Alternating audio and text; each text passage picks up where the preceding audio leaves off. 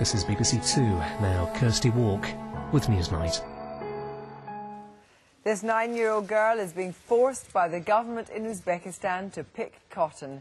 That cotton ends up in shops on your high street. How can this happen?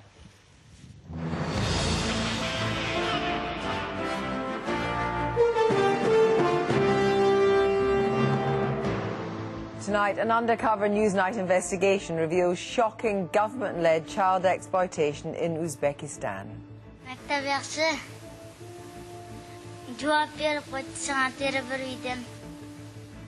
The chances are you are wearing Uzbek cotton. We asked the British Trade Minister what can be done to stop it.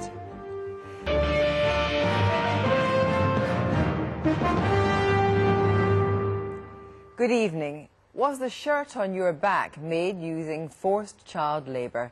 Our exclusive report tonight suggests there's a good chance it was. We've been to Uzbekistan, where schools are shut for up to 2.5 months during the school year. Classrooms are emptied across this Central Asian nation to fill the cotton fields with children and the pockets of this authoritarian regime. Much of that cotton ends up as clothing in stores around the globe and in Britain, in shops like Asda and Matalan. For their protection, the children's identity in this film has been disguised. Simon Ostrovsky reports.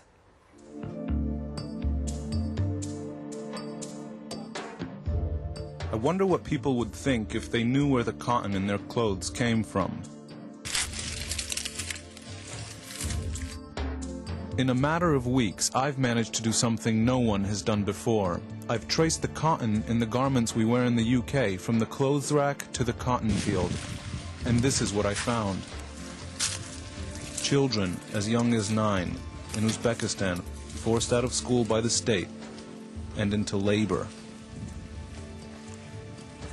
It's not a local family operation, it's a state-run industry that's forcing children into the fields to pick cotton.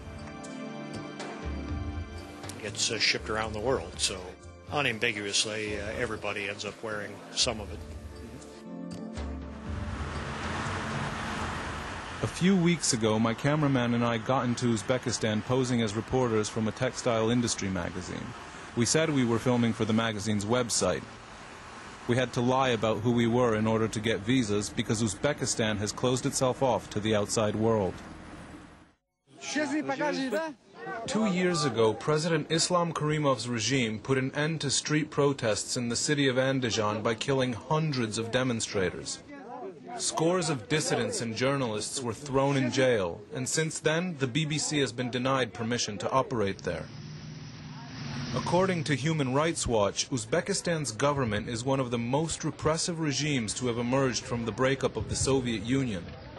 It's alleged that torture in police custody is widespread, and human rights groups have reported that at least one opponent of the regime has been boiled alive. There's a bit of fanfare, it seems, before the opening of the cotton fair in this expo center.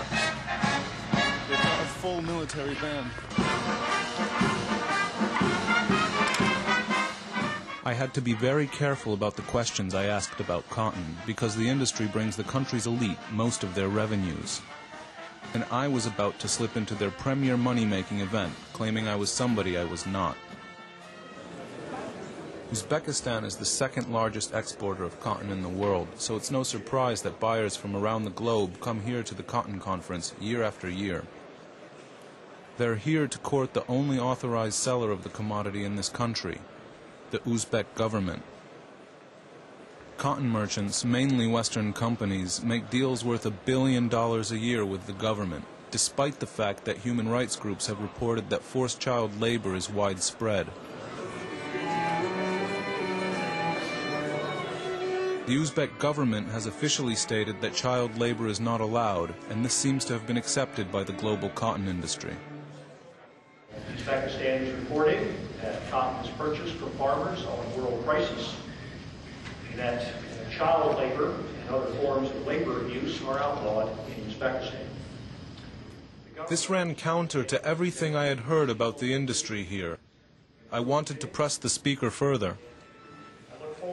Terry Townsend is the director of a global body based in Washington that advises governments, including the UK's, on cotton issues. Uzbekistan took a proactive approach to this issue. Can't remember exactly what year. I think it was in 2001 or 2002. A law was passed here which set out guidelines. Now, children still work with their parents in farms, but make sure that the hours are kept during the daytime, but do not conflict with school.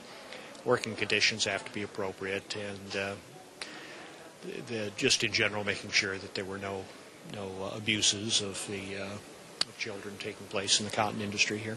So the situation here isn't worse than in other countries? Can we turn that off for a minute? Yeah, I'd have to go off the record to answer that. Townsend didn't want to go into detail on camera, but there were plenty of Western business people who were happy to tell us how much cotton they buy each year.